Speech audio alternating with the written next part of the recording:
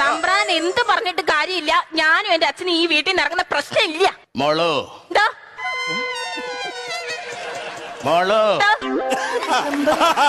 ഞാൻ വിളി കേൾക്കും. എന്താ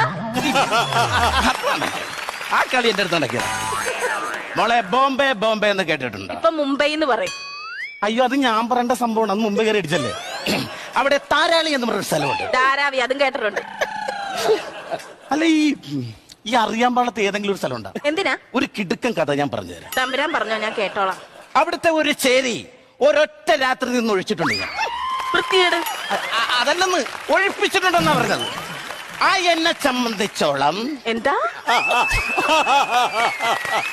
ആ എന്നെ സംബന്ധിച്ചോളം അതെന്തുവാ?